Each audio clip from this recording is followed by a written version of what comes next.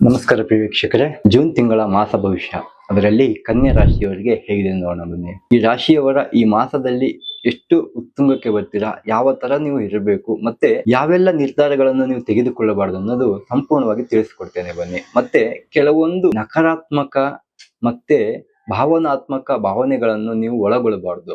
ಇನ್ನೊಂದೇನು ಗೊತ್ತಾ, ವಿಶೇಷವಾಗಿ ಸ್ತ್ರೀಯರಿಗೆ ಅದರಲ್ಲೂ ಕೂಡ ಈ 23ರಿಂದ 29 ವಯಸ್ಸುವರೆಗೂ ಇರುವಂತ ಸ್ತ್ರೀಯರಿಗೆ ನೀವು ಇನ್ನೊಬ್ಬರ ಮೇಲೆ ಅವಲಂಬನೆ, ಇನ್ನೊಬ್ಬರ ಮೇಲೆ ಜವಾಬ್ದಾರಿ ಕೊಟ್ಟು ನಿಮ್ಮ ಜೀವನವನ್ನೋದು ಅವರಿಗೆ ಅರ್ಪಣೆ ಮಾಡಬೇಡಿ. ಈ ತಿಂಗಳು ನಿಮ್ಮ ಜೀವನದಲ್ಲಿ ಹೊಸ ಯೋಜನೆಗಳು, ಹೊಸ ಅವಕಾಶಗಳು ತೆಗೆದುಕೊಳ್ಳಬಹುದು. ಆದರೆ ಸ್ವಲ್ಪ ಮುಂಜಾಗ್ರತೆ ಬಹಳಷ್ಟು ಉತ್ತಮವಾಗಿರ್ತಕ್ಕಂಥದ್ದಿದೆ. ಹಣಕಾಸು, ಉದ್ಯೋಗ, ವಿದ್ಯಾಭ್ಯಾಸ, ಆರೋಗ್ಯ, ಕುಟುಂಬ ಮತ್ತು ಮದುವೆ ವಿಚಾರವಾಗಿ ಸಂಪೂರ್ಣವಾಗಿ ತಿಳಿಸ್ಕೊಡ್ತೇನೆ.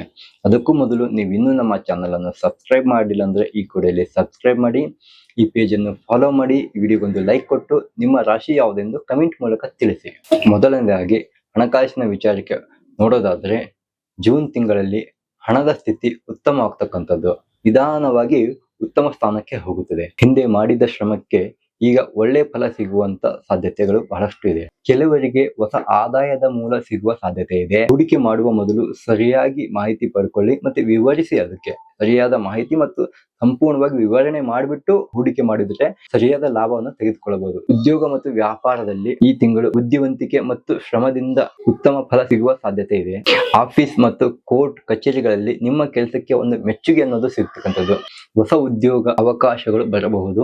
ಆದರೆ ವ್ಯಾಪಾರದಲ್ಲಿ ಹೊಸ ಯೋಜನೆಗಳು ಲಾಭ ತರುವ ಸಾಧ್ಯತೆ ಇದೆ. ಅತಿಯಾಗಿ ಯೋಚನೆ ಮಾಡುವ ಸ್ವಭಾವದಿಂದ ನಿಮಗೆ ಒಂದು ಒಳ್ಳೆಯ ಅವಕಾಶವನ್ನು ಕಳೆದುಕೊಳ್ಳಬೇಡಿ. ಕುಟುಂಬ ಸಂಬಂಧ ವಿಚಾರಕ್ಕೆ ನೋಡೋದೇ ಆದ್ರೆ, ಕುಟುಂಬದವರ ಜೊತೆಗೆ ಉತ್ತಮ ಸಮಯ ಕಳೆಯುವ ಅವಕಾಶಗಳು ಸಿಗಬಹುದು. ವಿಶೇಷವಾಗಿ ದಂಪತಿಗಳಿಗೆ, ವಿಶೇಷವಾಗಿ ಸಂತಾನ ಪ್ರಾಪ್ತಿ ಅನ್ನೋದು ವಿಚಾರ ಮಾಡ್ತಿರ್ತಾರಲ್ವಾ, ಅಂಥವರಿಗೆ ಒಂದು ಒಳ್ಳೆ ಫಲಿತಾಂಶ ಅನ್ನೋದು ಸಿಗ್ತಕ್ಕಂಥದ್ದು. ಒಂದು ಒಳ್ಳೆ ರೀತಿಯಿಂದ ನಿಮ್ಗೆ ನಿಮ್ಮ ಶ್ರಮಕ್ಕೆ ತಕ್ಕಾಗೆ ದೇವರು ವರವನ್ನು ಕೊಡ್ತಕ್ಕಂಥದ್ದು, ಒಂದು ಫಲವನ್ನು ಸಿಗ್ತಕ್ಕಂಥದ್ದು. ಸಣ್ಣ ವಿಷಯ ಬಗ್ಗೆ ಹೆಚ್ಚಾಗಿ ಚಿಂತಿಸಬೇಡಿ, ಮನಸ್ಸಿನಲ್ಲಿ ಸಹನೆ ಇರಲಿ. ವಿದ್ಯಾರ್ಥಿಗಳ ವಿಷಯಕ್ಕೆ ನೋಡೋದಾದ್ರೆ, ಓದಿನಲ್ಲಿ ಉತ್ತಮ ಏಕಾಗ್ರತೆ ಅನ್ನೋದು ಕಾಣ್ತೀರಿ. ತಾಂತ್ರಿಕ ಶಿಕ್ಷಣ ಮತ್ತು ವೈದ್ಯಕೀಯ, ಸ್ಪರ್ಧಾತ್ಮಕ ಪರೀಕ್ಷೆ ಮತ್ತು ಇತರೆ ಪರೀಕ್ಷೆಗಳು, ಇತರೆ ಓದುವಿಕೆ ಮತ್ತೆ ಇದಕ್ಕೆ ವಿದ್ಯಾಭ್ಯಾಸಕ್ಕೆ ಸಂಬಂಧಪಟ್ಟ ಹಾಗೆ ಈ ಒಂದು ಮಾಸದಲ್ಲಿ ಉತ್ತಮ ಸಮಯ ಎಂದು ಪರಿಗಣಿಸಬಹುದು. ನಿಮ್ಮ ನಿಯಮಿತ ಅಭ್ಯಾಸದಿಂದ ನಿಮ್ಮ ಶ್ರಮಕ್ಕೆ ಯಶಸ್ಸನ್ನೋದು ಸಿಗುತ್ತದೆ. ಆರೋಗ್ಯದ ವಿಚಾರಕ್ಕೆ ಬಂದ್ರೆ, 50ರ ವಯಸ್ಸು ಇರುವಂತವರು ನಿಮ್ಮ ಆರೋಗ್ಯದ ಕಡೆ ವಿಶೇಷವಾಗಿ ಕಾಳಜಿ ವಹಿಸಿ. ಯಾಕೆಂದ್ರೆ ಹೊಟ್ಟೆ ಮತ್ತು ಈ ಲಿವರ್ಗೆ ಸಂಬಂಧಪಟ್ಟ ಹಾಗೆ ಮತ್ತೆ ಮೂಳೆಗೆ ಸಂಬಂಧಪಟ್ಟ ಹಾಗೆ ಕೆಲವೊಂದು ಸಮಸ್ಯೆಗಳು ಕಾಡಬಹುದು. ಹಾಗಾಗಿ ನಿಮ್ಮ ದಿನಚರಿಯನ್ನು ಸಂಪೂರ್ಣವಾಗಿ ಸರಿಯಾದ ರೀತಿಯಿಂದ ಪರಿಪಾಲಿಸಬೇಕು. ಹಾಗಾಗಿ ಸರಿಯಾದ ಆಹಾರ ಮತ್ತು ಸಾತ್ವಿಕ ಆಹಾರ, ನಿದ್ದೆ, ವ್ಯಾಯಾಮ, ಯೋಗ ಮತ್ತು ಧ್ಯಾನ ಬಹುಮುಖ್ಯವಾದಂತ ವಿಷಯ ಅಂತ ತಿಳಿಸ್ಕೊಳ್ತೇನೆ.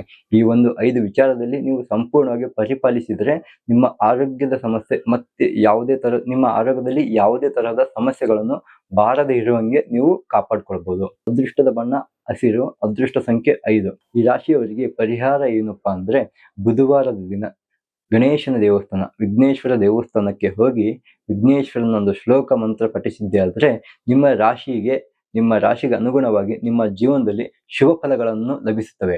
ಒಟ್ಟಾರೆ ಹೇಳ್ಬೇಕಂದ್ರೆ, ಜೂನ್ ತಿಂಗಳಲ್ಲಿ ಕನ್ಯಾ ರಾಶಿಯವರಿಗೆ ಪರಿಶ್ರಮಕ್ಕೆ ತಕ್ಕ ಹಾಗೆ ಫಲ ಸಿಗುತ್ತೆ. ಹಾಗಾಗಿ ಸ್ವಲ್ಪ ಶಾಂತಿ, ತಾಳ್ಮೆ ಮತ್ತು ಮುಂಜಾಗ್ರತೆಯಿಂದ ಹೋಗಿ ವಿದ್ಯಾಭ್ಯಾಸ ಮಾಡೋರಿಗೆ ವಿಶೇಷವಾಗಿ ಒಳ್ಳೆಯದಾಗತಕ್ಕಂಥದ್ದಿದೆ. ನಿಮ್ಮ ಪರಿಶ್ರಮ ಮತ್ತು ನಿಮ್ಮ ಕಷ್ಟಕ್ಕೆ ಫಲ ಸಿಗುವ ಸಮಯ ಇದೆ. ಇದೇ ರೀತಿಯ ಹೆಚ್ಚಿನ ಮಾಹಿತಿಗಾಗಿ ನಮ್ಮ ಯೂಟ್ಯೂಬ್ ಚಾನಲ್ ಅನ್ನು ಸಬ್ಸ್ಕ್ರೈಬ್ ಮಾಡಿ. ನಿಮ್ಮ ರಾಶಿ ಯಾವುದೆಂದು ಕಮೆಂಟ್ ಮೂಲಕ ತಿಳಿಸಿ. ಹರಿ ಓಂ.